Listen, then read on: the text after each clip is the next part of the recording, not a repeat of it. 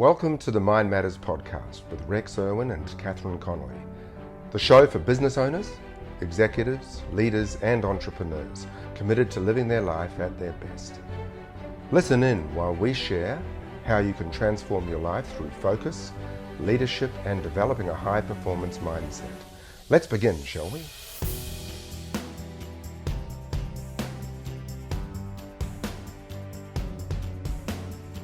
As we look across many contexts and environments, across our lives, our businesses, our relationships, even our physiology and body, we notice that they are constantly in a state of flux and change, and that in life, the only thing that seems to be constant is change.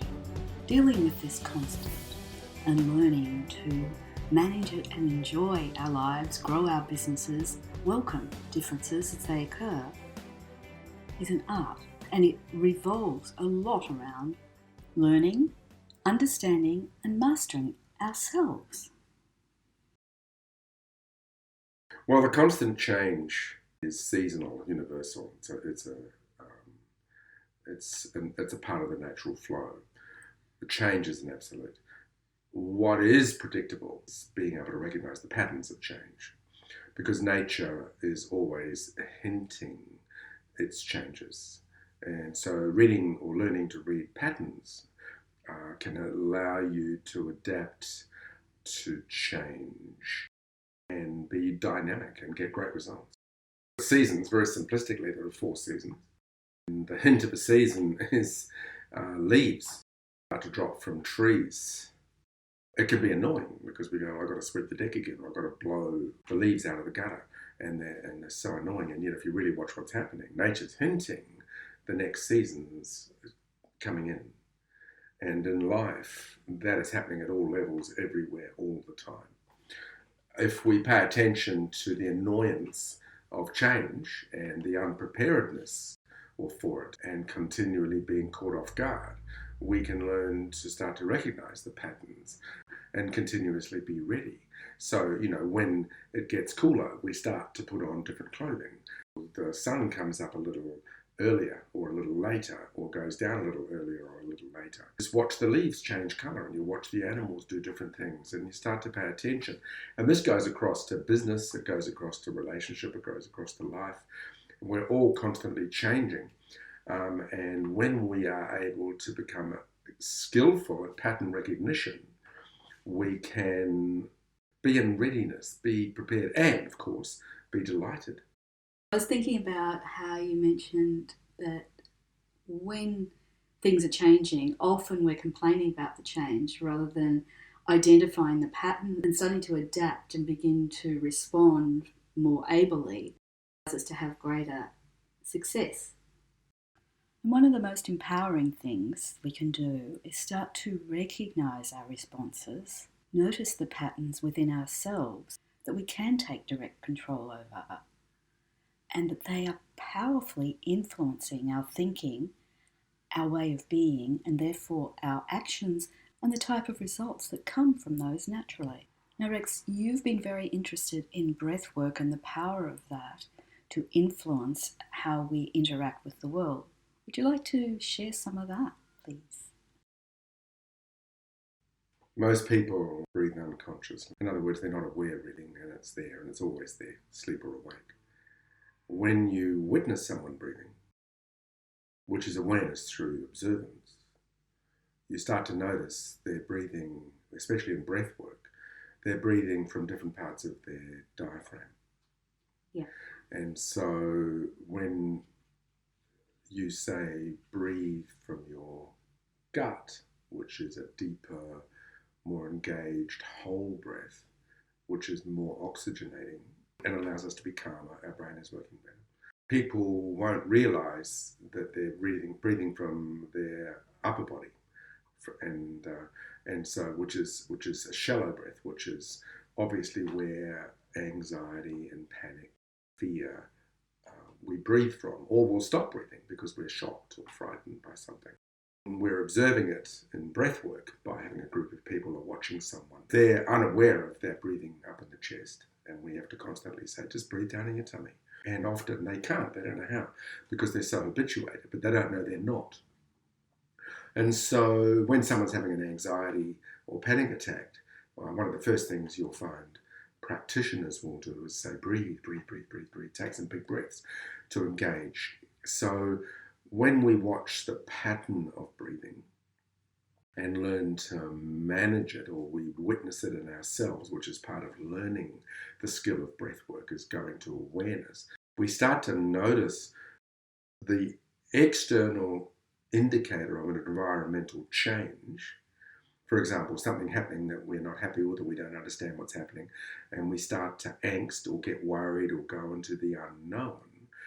Through breath work, you can notice the correlation with where the person or ourselves are breathing, and be able to go, you need to interrupt that and go into a deeper breath, which will then change the emotional state, allow us to recognize emotions and move them to proactive. An example of that for me was the first time I was going rock climbing and abseiling, I guess, and I was really, really excited about it. So I hadn't done it before. It was something new. It was great people I was going with, and I was really excited. And then we actually got to the cliff face, and I started to notice, rather than being excited, I was starting to feel a bit fearful and anxious, and I'm thinking, now I understand why I haven't done this before. Look at it. It looks really scary. It's really high. I don't know how I'll do it. And I began to notice that I'd move very quickly just by arriving at this spot from excitement to anxiety. So for me, that recognition, that awareness, because obviously one of the main differences between excitement or anxiety is that once you've gone into fear, you're holding your breath. So I was able to pull myself up because I noticed what I was going through, and I just started to realise that basically my adrenal levels were probably still reasonably the same as they were when I was excited. And I began to tell myself, well, if I began to breathe, that will start to turn it back to excitement, or at least clarity. So it's much easier to learn the skill I'm trying to learn, or to have fun rather than being scared, because climbing a rock wall and abseiling, you actually need to be in a clear space so you can see where you're going and what you're wanting to do. So in terms of breath and state of emotion, the most useful way to use your breath is to breathe more deeply to shift that state, is it not? Yeah, breathe from a shallow or a deeper breath is breathing from our gut. It seems to engage, and there's a lot more, but it seems to engage not only more oxygen, it engages being our whole body into a calm state. It seems to bring us into the present. It seems to affect where our consciousness is, where our attention is. And yet, the majority of the Western world and other cultures, but the majority of the Western world are unconscious breathers. And obviously, as you know, and I imagine a lot of people know, the level of anxiety in our society in general is escalating and growing and has hit a critical mass point. And one of the things that can help very quickly undo that is to start to become aware of your breath, change that, of your thoughts, of your feelings, which allows more clarity of brain to have more useful actions, which is going to change responses and therefore the result. Like change in any form, something different, like COVID was a big one, but any small change or something out of the ordinary tends to naturally invoke our survival instinct. We're looking to see if this difference is dangerous or not. A natural survival skill of like a shock, like a shortness of breath. And in our society, it's very easy to lock into that shallow breathing rather than recognising it's just part of what the brain does, what the body does when something new comes along. And it's to let us take stock, what's going on, be able to have a look, notice the pattern, and then reconnect to our breath so that we can start to think clearly and work out what is it that's going on, what's the pattern, what do I need to do, and become flexible rather than get scared and go into I don't know what to do type of little internal mantra, which shuts down our possibilities and ways of thinking. Yeah, I love what you're saying, and it reminds me of our culture has established, and I imagine most of our listeners will recognise that there is an element of it not okay or being not okay to not know. So, like in classrooms as children, back in my learning in school, it was uncool. It was dangerous. It was scary. It was vulnerable to demonstrate asking a question that might appear to be something that others know, or so to not know is being seen as silly or foolish or dumb. And sometimes the teachers would ostracize, and or the students would mock. So you learn very, very quickly not to ask, not to put yourself in a position where you don't know. And then that, of course, like the work we do, goes through into adulthood. And we find working with executives or CEOs or leaders, managers, owners of businesses, that it is a part of that propensity not to show that you actually don't know something to your staff or to your team or to your colleagues, because you don't want to appear not to know and be stupid or silly. So there's this not okayness with one of the most extraordinary states of being human is curiosity, childlike curiosity, and the wonderful world of the not knowing.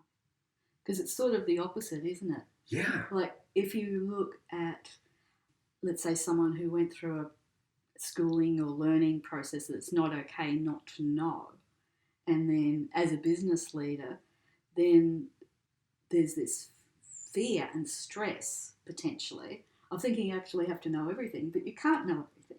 That's why you've got teams. Everyone's got their skills and their benefits, and it's sort of the opposite.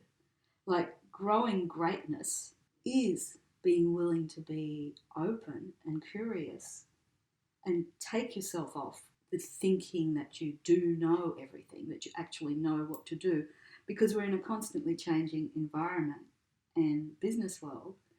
You can't bring your old solutions to a new dynamic all the time. And if we think we know, then we're just bringing the past into the future, and we go on automatic pilot or we're reactive. And if we're able to come off that and be willing to be vulnerable, humble, curious, and think, I don't actually know what to do here. Let me look at what's going on. It will allow us to open and recognise different patterns and therefore open up possibilities. Innovation maybe, successful, proactivity, and rather than the old solutions for new situations. I've found the wisest people I meet over the years, and I'd call them statesmen or stateswomen, really true leaders, not just those that have made a lot of money, or it's about those that have reached a level of statesmanship, are the most curious and the most humble. They seem to demonstrate a sense of childlike curiosity.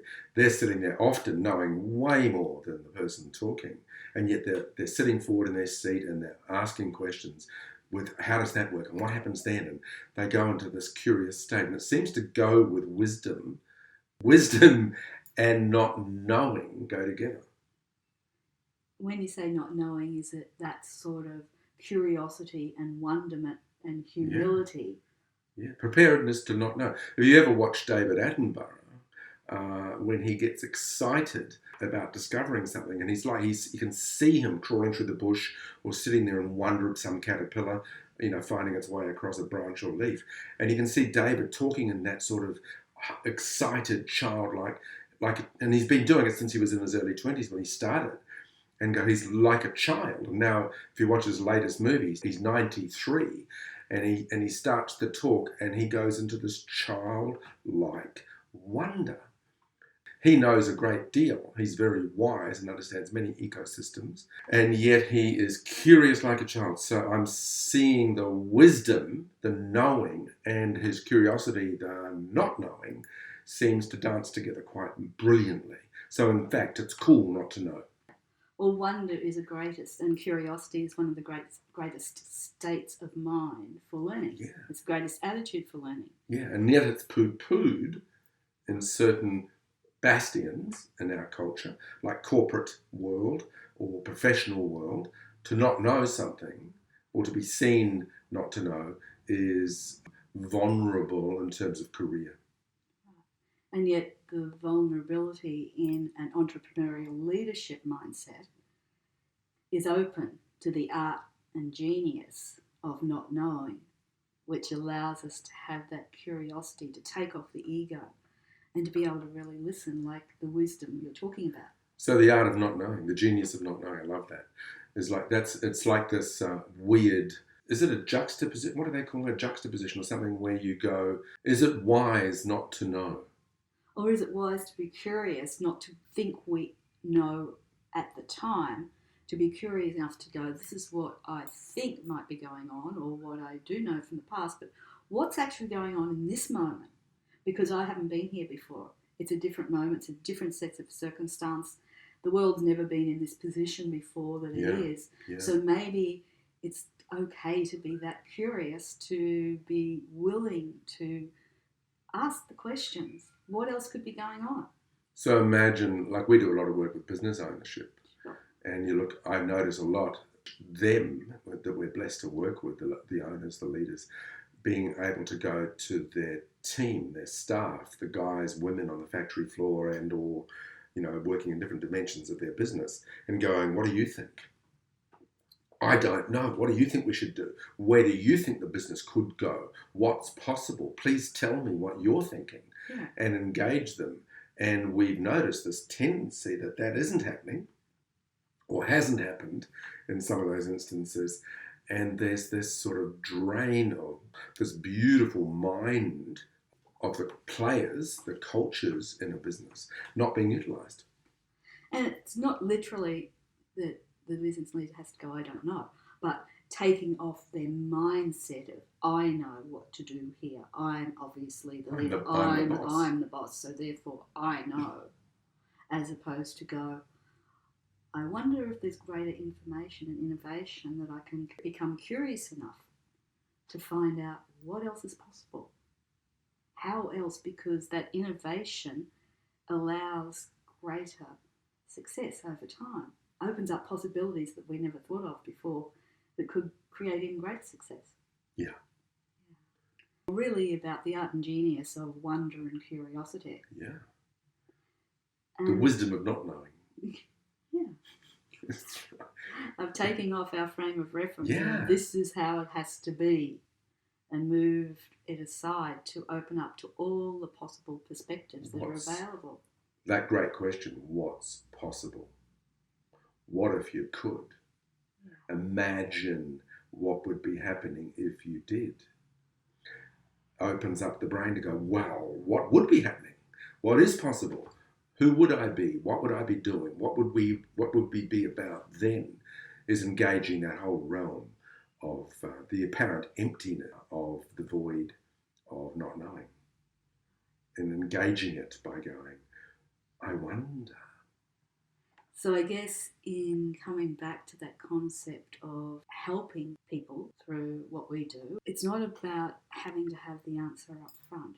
It's about being able to be willing to be a human being and a human becoming, in being able to learn to become curious and aware and start to notice patterns. And I guess the first pattern we can start to notice is ourselves. Like in all the ancient wisdom areas and oracles, it always goes, know thyself. And to me, in that, it's about bringing awareness to being aware of at a base level, our thoughts, feelings, our breath, our physiology, because it's all impacting how we're behaving and acting and interacting with the world. As we start to become aware of that, we can also then become very more clear and curious. Like the attitudes of wonder and curiosity can allow us to become skillful at adapting and changing internally ourselves, but also be able to have the vulnerability, the wisdom to begin to explore what we Mind Matters call the four foundations, getting clearer and clearer in each moment and in each interaction or business decision on our intention, on our core values, our internal values, and how that interacts with our beliefs, if they're supportive and encouraging and useful for ourselves, and therefore our internal identity, who we see ourselves to be, because that will make a difference to how we turn up, how we are being in the world, how we interact with our team, how we interact with our projects, with our business. So who we bring to the constant change. Yeah. Influences and dances with the change. It intertwines with it. And it influences it very profoundly if it's done purposefully. So there's a Clarity. relationship between the not knowing and the curiosity that meets it. And then they dance together. So if I bring curiosity to the not knowing and start to interact with the emptiness, the puzzle, the problem, the challenge, the change, and bring curiosity as a sense of who I am. I'm a curious, inquisitive being, and I'm asking questions and I'm interacting and I'm playing with the environment that I'm in. And then the not knowing evolves into knowing, which opens up the next not knowing, and the evolvement, the change, the adaptation, the pattern recognition starts to evolve. So the wisdom is actually evolving the way you curiosate. Yeah. And then that allows us to bring our wisdom, our patterns, recognition, our intentions, values, and I guess our more pure identity of that evolving intelligent being that we are, to the various role identities we play in what we call the 10 dimensions of life, in our personal, intimate relationships with our family, in our business, in our finances, in our health, in our inner life, in our adventures, in our friendships, lifestyles. intimacy. Yeah, and being able to design that with a congruence that we masterfully evolve and interact with over time. So who do we bring to each of those? Yeah. And how we interact with them as they constantly evolve and change. Like watching, I watch, like I guess many of us do, my body adapting and changing over time. It's no longer a baby's body. It's no longer a teenage adolescent's body. It's no longer a young man's body. It's an older man's body, and I watch it changing, and the skin's different, and it behaves differently. It is an extraordinary thing to watch. But can you not also influence it? By the way I breathe, by my consciousness. I notice that when I bring calmness of breath, calmness of mind, curiosity, playfulness, open to possibility, preparedness to change, a desire for more information, that I remain or constantly become youthful. More flexible. Yeah. And I notice people who get stuck and try and hold on to change and try and stop it moving. I'll get all caught up in holding on to my age, and I'll get caught up on holding on to my moment and holding on to this and holding on to that. And I go into a tension and causes brittleness. And I breathe shallowly, which means I bring a tense emotion, and I find the decline increases, or the change of decline, in other words, the body's atrophying, the body's changing, seems to speed up the more I run from it, deny it. When you're talking I, are you talking about you, or are you talking about people? I as a being, I as a people. People. Okay. Yeah, so older people get, I'm too old to change, I'm too old to exercise, I'm too old to learn anything new, I don't understand the computer world, so I'm not going to try and learn it, it's too much for me. Then they end up, the most stimulating moment I notice with them all is doing crossword puzzles. And you go, well, is that it? Is that the stimulation? Is that about where you're putting your brain to exercise it? When I watch other people who are more mature, in many areas, not just aging, but it's a big area to watch as aging, but watching people as they mature in business, or the business become stuck in I guess this is how we do it. This is the way we do it. And the old guard, and yet youthfulness comes from youth. The qualities of youth, curious, a little bit risky, a little bit wonder-filled, prepared to change, desiring change, adventure, flexible. And you go, what does that bring? Well, it brings life force. Curious is a life-enhancing strategy. And that flexibility that we need to have in having that attitude makes a huge difference to our business and its ability to adapt to the constantly changing times. So if we took the state of fear, which is of the unknown, or using a past reference where something happened and being in fear, we are actually meeting an unknown, fear of the unknown. What's going to happen? I don't know what's going to happen, and we go into a state of fear. Then we could reframe that with curiosity instead of fear, and go, well, like your climbing metaphor is to go, well, I don't know what's going to happen. And instead of using fear, breathe deeply, learn to breathe, come to our breathing workshops and all of that Mind Matters facilitates. And look at change and go, I don't know what's going to happen. How extraordinary. The unknown adventure lifestyle. And I wonder what I would like to have happen. So then I choose the right emotional state, the right thoughts, yes, beliefs, structures, and strategies to create the destiny, business-wise and lifestyle. Because we can actually cause the future by imagining it in advance and then creating that. So what a wonderful thing the brain is. You've been listening to the Mind Matters podcast with Rex Urwin and Catherine Connolly. If you enjoyed this, please share the podcast. We'd be really grateful to help us connect with and activate even more conscious and successful listeners like yourself. Thanks for listening and sharing.